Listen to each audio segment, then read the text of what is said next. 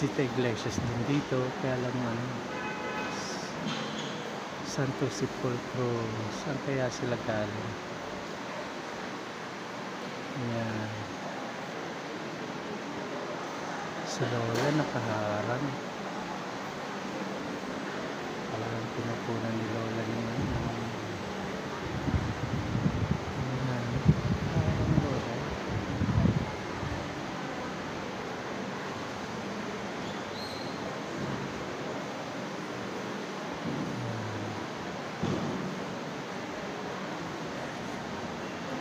Sila yung mga visitor din dito. Ang dami. Kasi sa labas mainit. Kaya dito na lang kami may Station of the Cross din naman dito. Nandito nga pala tayo sa Rosario, Cavite. Ayan. Picture sila.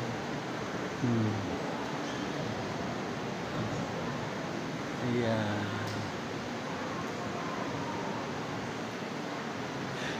Dapat tayo bigla pagka-picture. Excuse me. Ayan, matapos ko na yung Station of the Cross. So, ito na ako.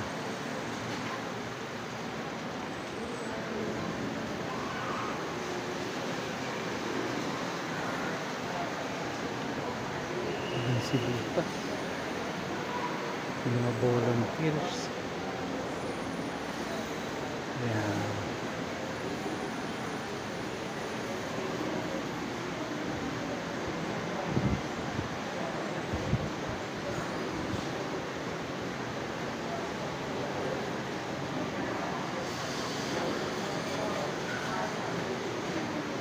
Wala na dito dadaan. Ayan, ito sila. Ito yung mga volunteers. Ayan, nagagawa sila ng ano. Busy.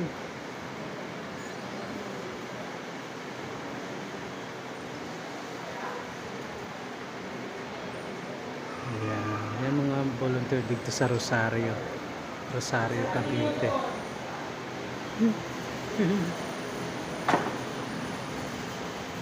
Serious.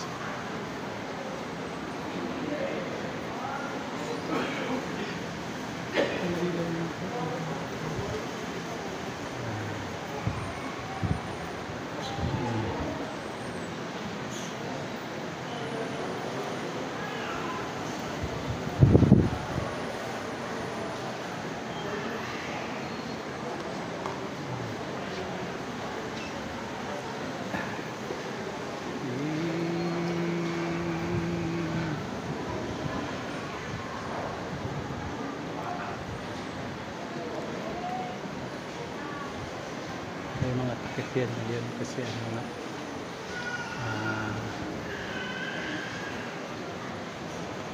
Last Supper ngayon eh.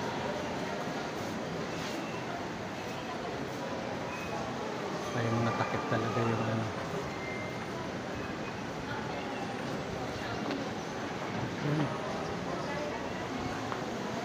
Plus kondisyonan din natin itong ating cellphone. Salamat sa Diyos.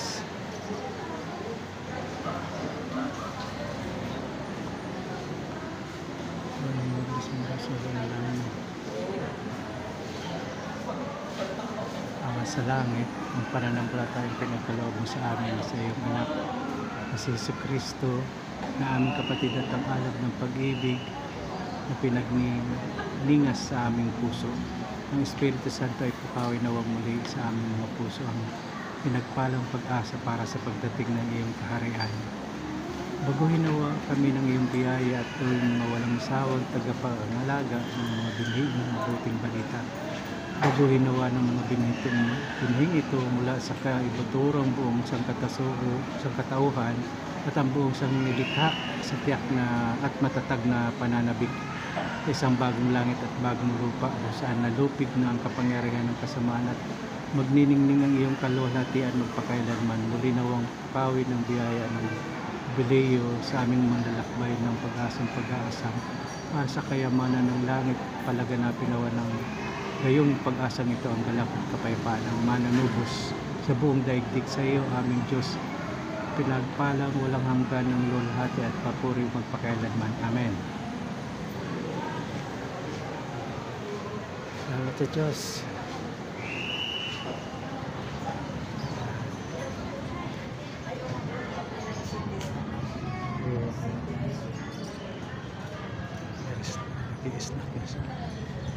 Ito, bawal po magtirik ng kandila dito sa kruto po ang tirikan ng kandila. Kasi dun sana dun sana yung ano yun,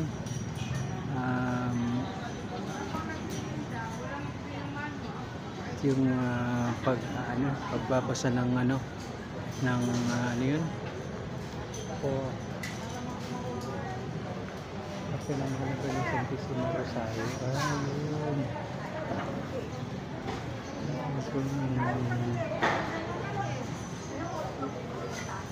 And mainit kasi kaya dito na lang sa loob.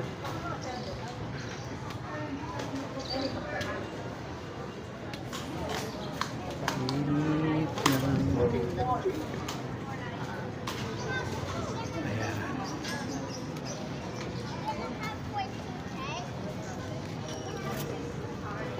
Shrine Pilgrims.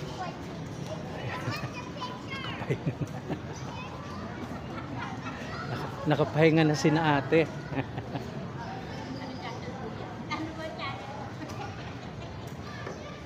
Ayan. Ang karakol. Ito yung sinasabing karakol. Ayon sa matandang tradisyon ng Cavite, ang karakol ay sayaw ng pagbubunyi, pasasalamat, pagdalangin at bukluran ng sambayanan.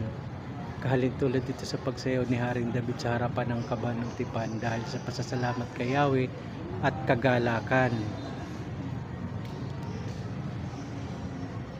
Ayon sa isang dalubhasang manunulat ng kasaysayan na si G. Isagani Medina, ang karakol ay maaaring nagmula sa salitang karakoa na tumutukoy sa malaking bangkang pandigma.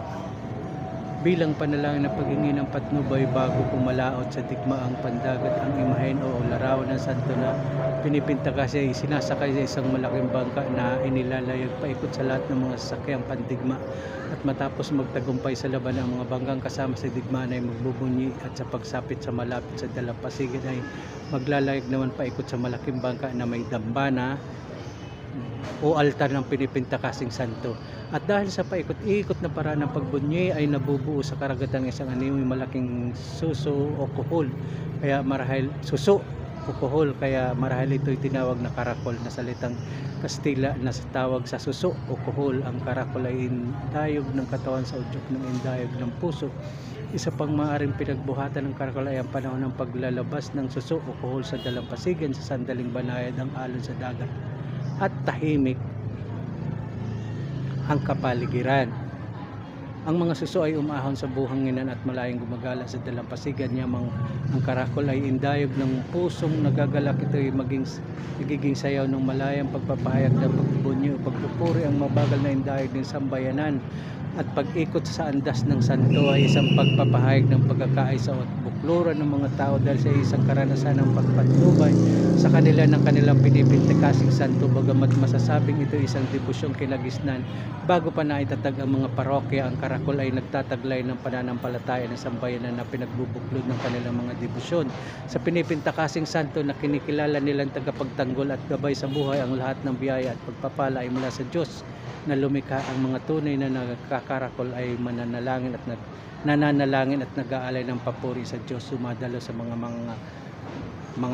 rakol sa banal na misa bago ilabas ang karakol, at kung kinakailangan ay tapusin ito sa pagdiriwang ng misa bilang pasasalamat.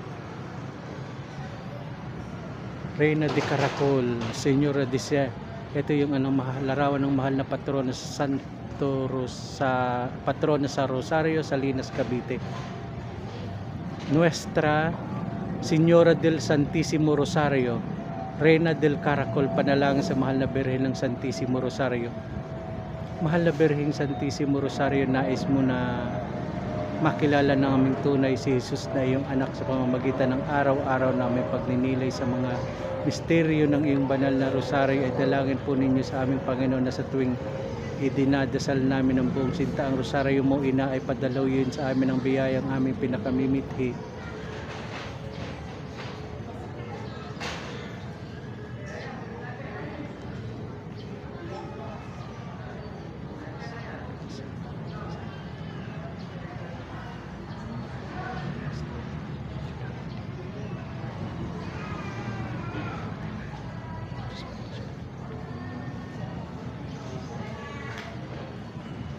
At pagalingin kami sa lahat ng uri ng sakit na pangkaluluwa at pangkatawan, upang sa lahat ng aming ginagawa ay maparangalan namin ang dakilang pangalan ng Diyos Ama, Anak, Espiritu Santo, magpakailanman. Ama namin, sumasalangit ka sa bayan.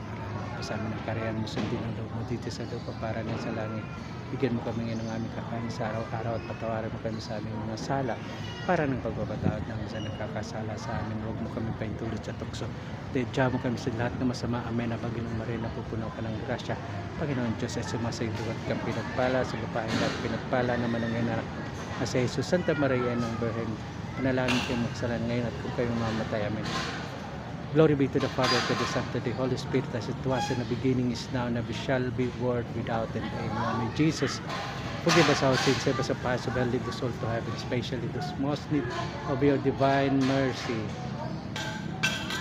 Ay, salamat sa Diyos.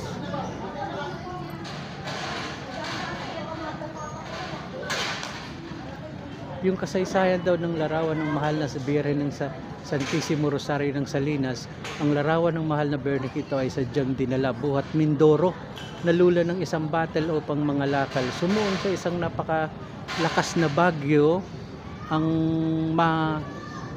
mga lakal banaag patungong Maynila.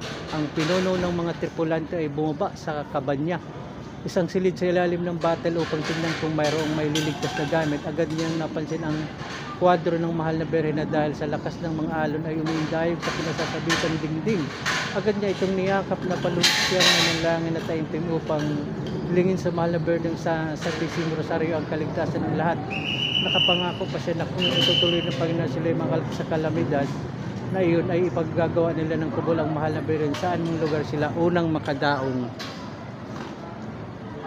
Sa hindi maipaliwanag na pangyayari, tila dininig ng mahal na Birhen ang kanyang panalangin, sapagkat hindi nagtagal ay unti-unti nang humupa ang malakas na hangin.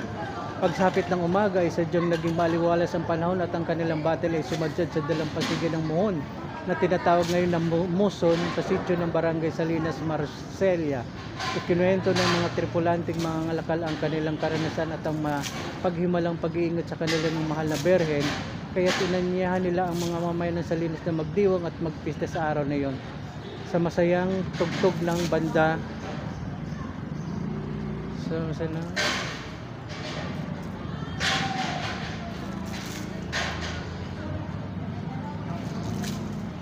masayang tugtog ng banda, umindak ang lahat ng isinayaw ng mga tripulante ang larawan ng mahal na Birhen. Humiling sila ng isang lugar upang isakatuparan ng mga tripulante ang kanilang pangako, at sa tulong ng mga taga-Salinas ay naitayo ang isang kubol na yari sa kawayan at mga kahoy na galing sa kanilang battle.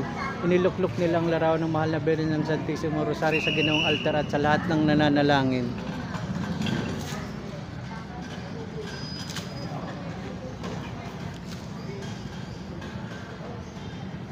Ang buong buwan ng Oktubre ay inilaan para sa araw-araw na debosyon sa mahal na Birhen. Ang kapistahan ng mahal na Birhen ng Santissimo Rosario, Reina de Caracol, ay pinagdiriwang tuwing ika-7 ng Oktubre, at ikatlong linggo ng buwan ng Mayo ay ang pistang pasasalamat o pistang bayan para sa kanyang karangalan. Ginaganap ang 9 na araw na nobena sa paghahanda ng kanyang kapistahan. Ang Caracol ay ginaganap tuwing bisperas ng kapistahan. Ang sayaw at hinday ng Caracol ay tanda ng pasasalamat ng mga taga-Rosario sa mahal na Birhen at sa kanyang anak na si Jesus. Amen. Yan po ang history ng dito, yung pagpunta ng Caracol ni Santo Rosario. Ito na nga yung Salinas.